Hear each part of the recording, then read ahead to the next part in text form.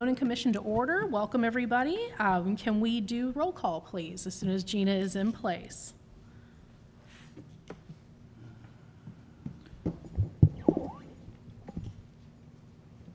Everyone here say aye.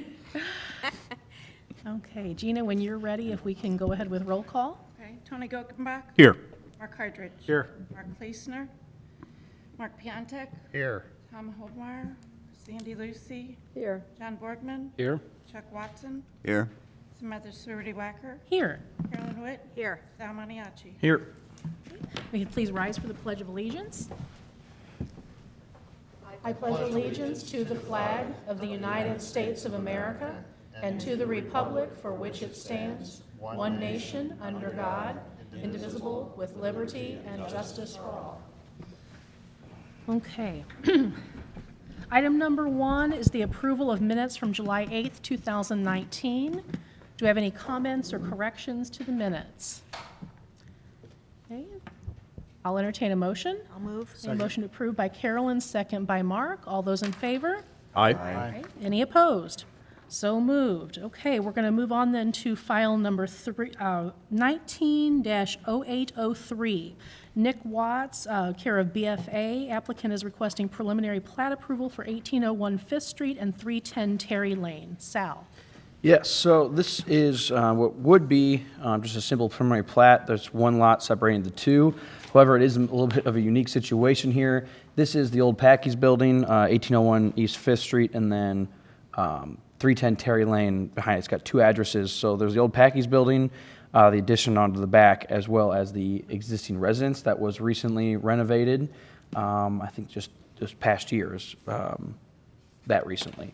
So the owner, Nick Watts, who owns Nick's Gun and Pawn just next door, would like to separate this and have one lot for the home, one lot for the business.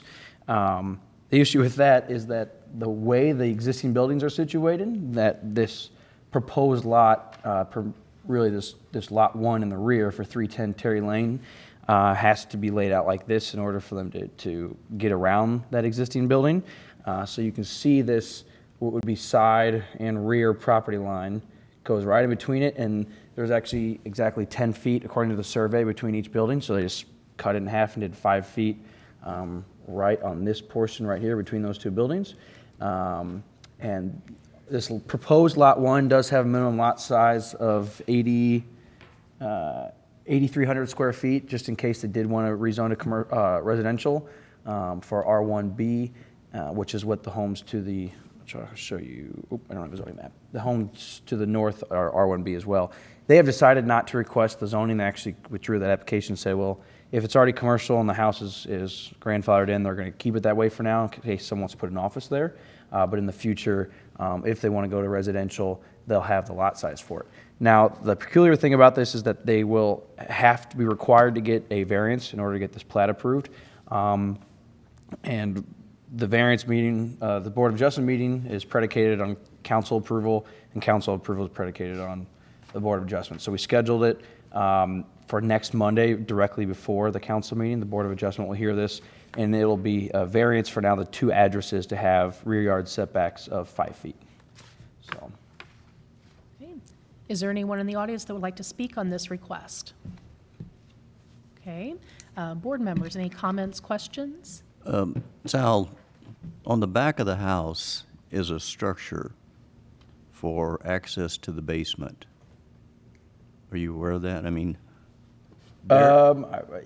separated, not a separated structure. Huh? No, Not an accessory structure. Oh, yes, it's part of the, part part of the house. Yeah. So there's not really 10 foot between the end of that and the building. Yeah, you can't really. You can't really see it on there, but if you walk it, there Cover on there? is only 2-3 feet between Well- there is all. That essentially would be, if it's The 2 or 3 line- feet, yeah, they'll have, it's going to be on the risk of the property owner. Then if they were to sell off a lot, then they have the risk of it hanging over. Which is kind of unusual, is it not? And It would be, but as long as so I guess what I'm saying is the variance would probably have to be for, in actual writing, it would have to be less for 5 feet. So before next Monday, we'll have to verify what that distance is, because in writing, it'll have to be what that distance is from that addition or that Right. extension to the proposed property line. Basically, it's just a ramp structure with a door that would. Yeah, I flip didn't up, notice it was would that close. access Down into the basement area and stuff like that, So, yeah, we'll have to have their surveyor, which is BFA, verify that distance because we put an actual, right. we put it in writing on the variance, so we'll have to verify the distance before Monday, so. Because between the end of that and that building behind it, there's not But- more than 2-3 feet. So,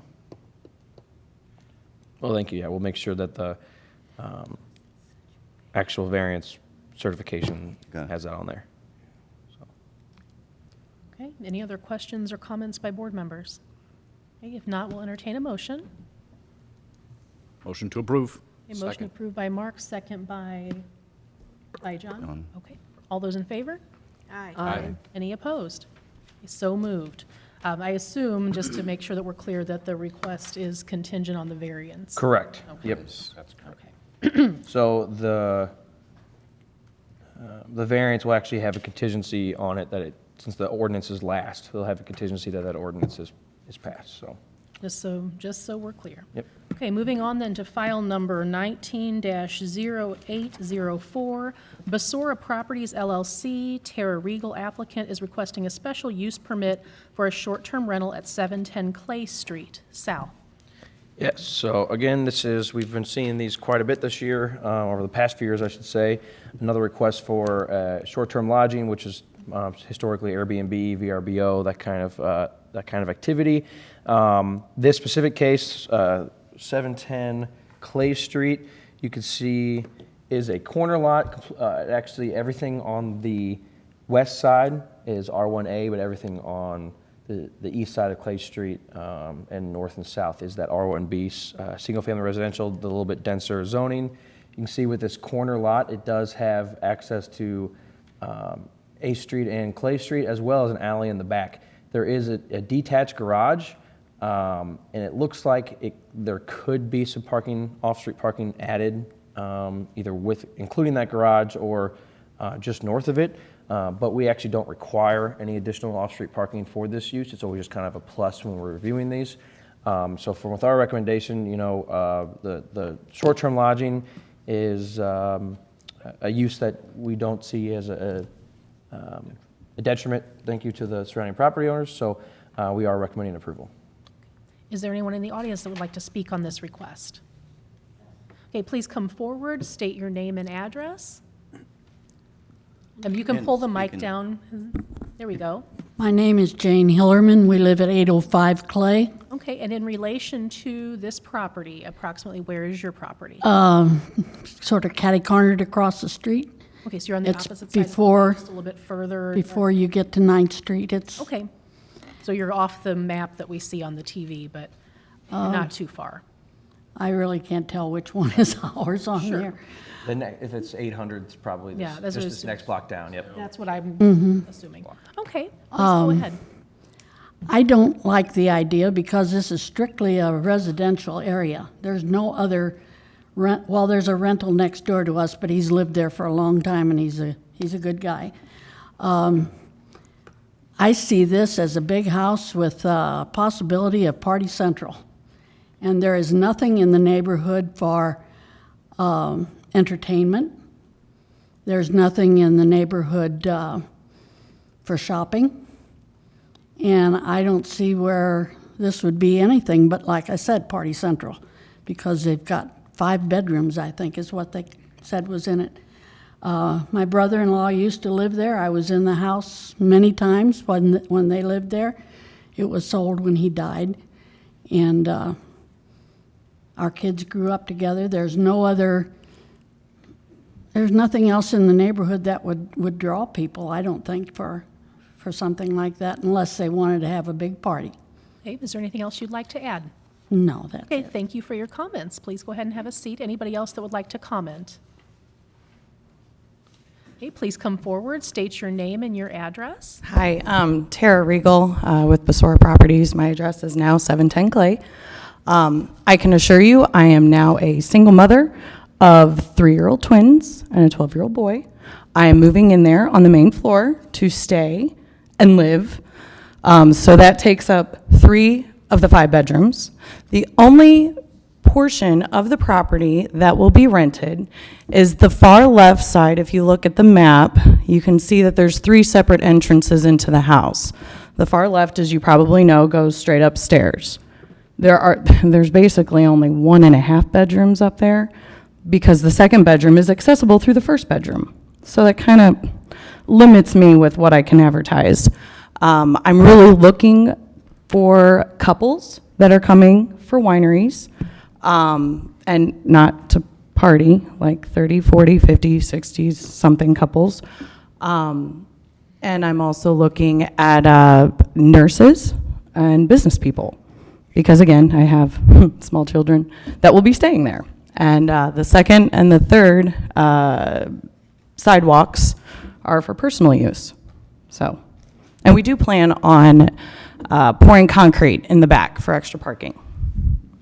So, if that's So, ma'am, approved. just so that I'm clear, you are going to live at this residence? Yes, ma'am, on the first floor. It's completely separated off.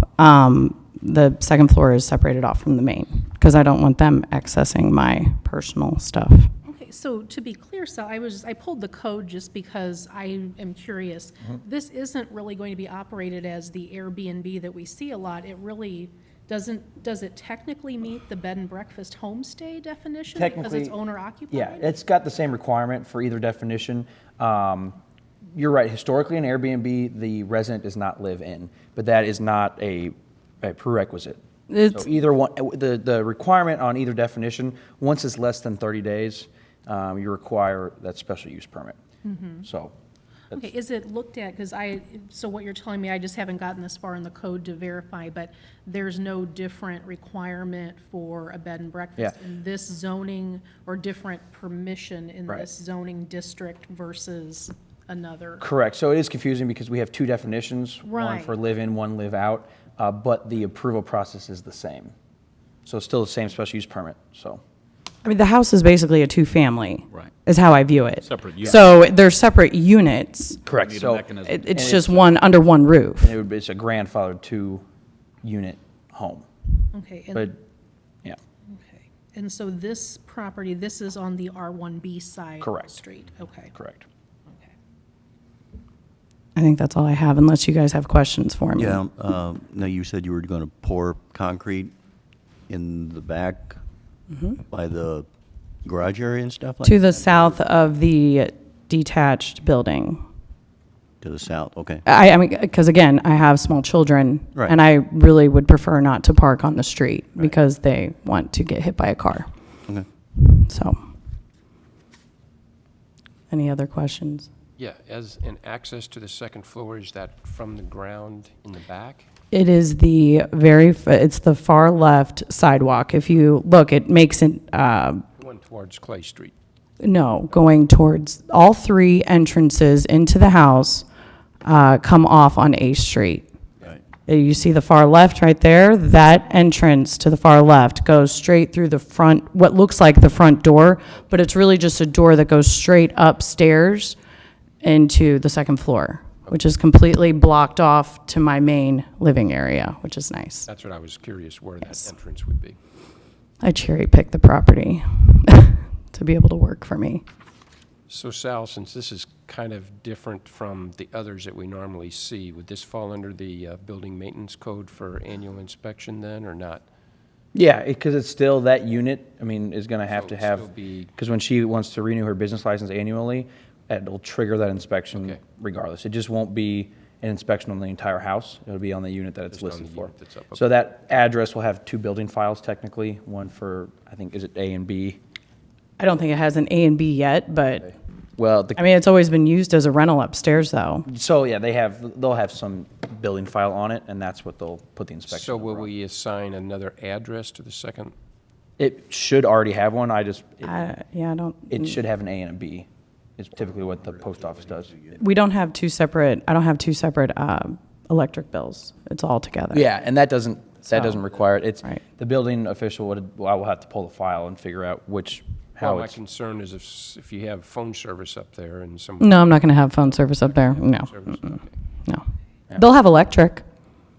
Yeah, I'm just, I mean, I'm just, running water, you know. All the modern you know. Yeah, If Yes. she's not home and somebody is upstairs, make sure they're going to the call right to know door. where to go. So, We're gonna have to get an address on it. Blake is good about whenever they go into the reinspection, making sure that the addresses we so lately, Blake Marquardt with the building department, if he realizes, since he's also a volunteer firefighter, that it would have some type of confusion, he'll contact and talk to the owners while he's there. Say, hey, how would you feel about readdressing at this time? That kind of thing. So we've actually been doing that quite often. So we probably ought to see a 701 Clay A. Yeah, if it's Or a 701 yeah, Clay. it should be a B if it's upstairs, but yep. Okay. So. Because that was also something Mark just brought to my attention. We're both here looking at the code, Mm-hmm. being lawyers. And the vacation rental, the short-term vacation rental definition actually specifically excludes owner-occupied. So this really does fall into bed and breakfast homestay. I'm not occupying that upstairs, so it's like a two-family. But Is that like, Yeah, I would figure it's only if it's in the same unit. I'm not That's how living, yeah. Right, but I it's all interpret one it- address. That's what I mean, we just went through the addressing discussion. I Yeah. mean, is there something that needs to happen? I just want to make Ordinance, sure that does if the this ordinance is just need to gonna go- specify that then? It might need to just be readdressed, and that's a post office, or it's also a fire thing, isn't it? Well, it's, the city would readdress it. Right, yeah, we do that, so. I mean, in the application, it calls it's already 2 units and stuff. It says it's two, but the application doesn't indicate separate addressing or anything. Correct. It was confusing on the application because it didn't indicate what's being described. That was my question, Yeah. too. Well, I'll leave it up to Mark if we need to switch the actual definition on the ordinance or just put the one address. Because my interpretation was that live-in was if they were actually staying in the unit with it and saying, hey, just that bedroom that I also have access to, I'm going to rent that on the weekends, but I'm going to be staying here as well. That would be the other definition. But if it's a different unit that the owner doesn't have access to while the renters are there, it's still the short-term vacation rental by owner, And it's, is how I I think we assume, just but- need to clarify what this is and Right. what the And address again, is. the process is the same, so the requirement is the same, special use permit. We just need to, whatever you want me to put on the ordinance for Monday, I can do that. Yeah, I think you're splitting hairs if you say, you know, it's one building. Right. Yeah, they're gonna rent out a bedroom upstairs, but it's still one single-family It residence. has a whole separate kitchen. So it needs to be the homestay is the definition then. That's, Probably unless it is going to be, I mean, if they actually addressed it, like, for example, in, you know, a building where there are two separate, like the two family places that have two addresses. There are Would- two addresses. there are. I would assume, yeah, because I knew it was an existing, No, a no, previously There are, inspected unit. because I just drove by it and it said 710 and 710 on both doors. But When we I- have 710A and 710B in our computer. So it is addressed differently already. That's new to me, thanks. Yeah, it's okay then. Okay, then we're, I think it's It's okay. essentially a two-family apartment.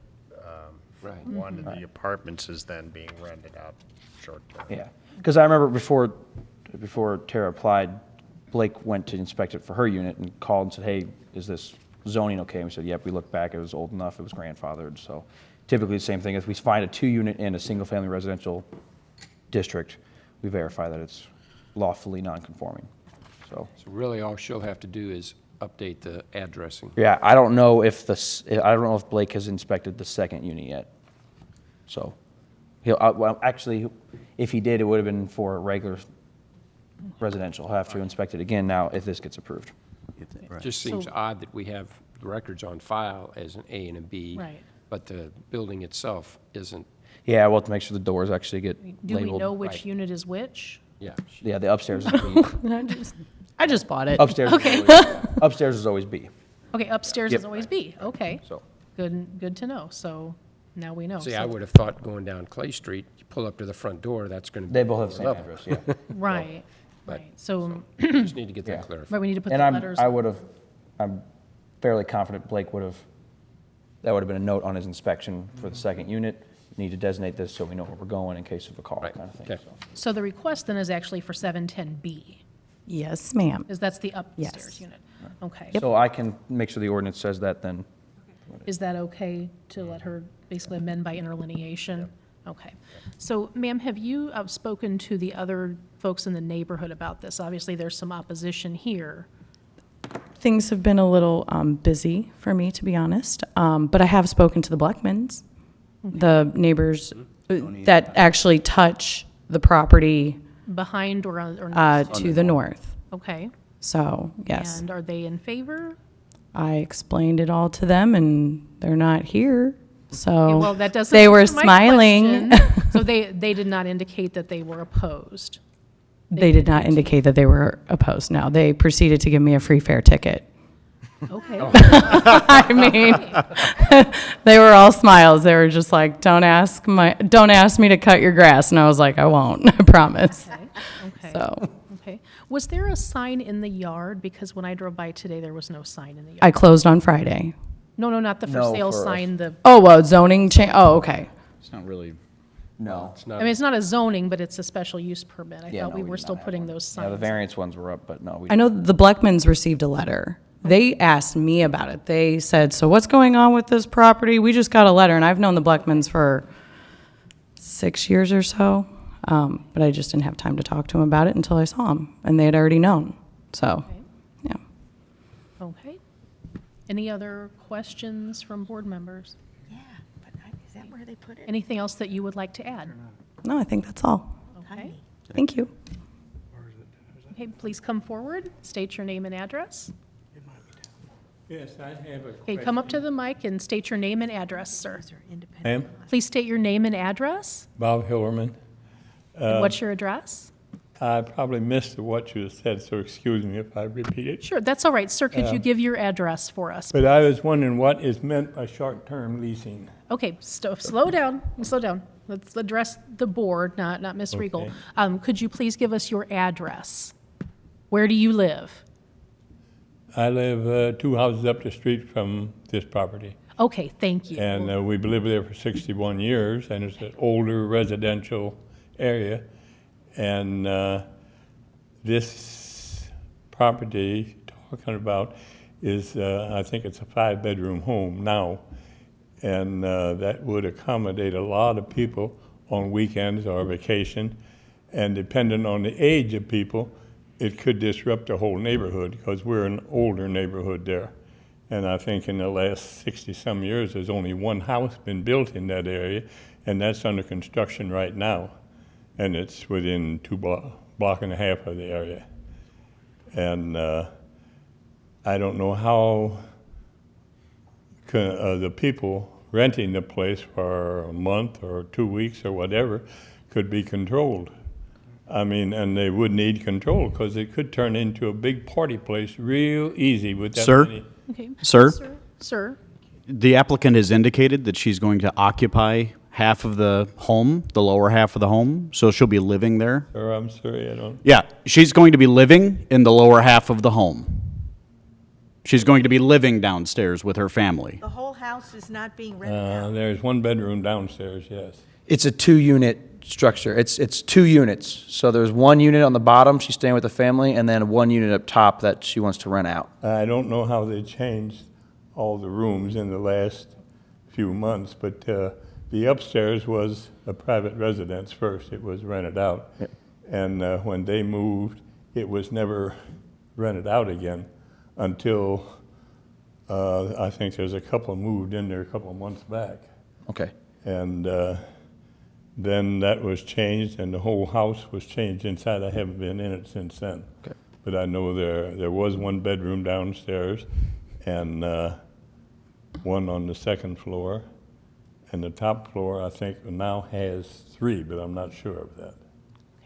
okay, well, sir, what we were asking, what Commissioner Gogenbach was asking you, is if you understood that the applicant says she's going to live in this property.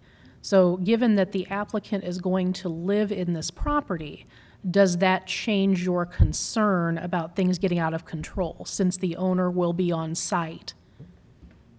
But with the older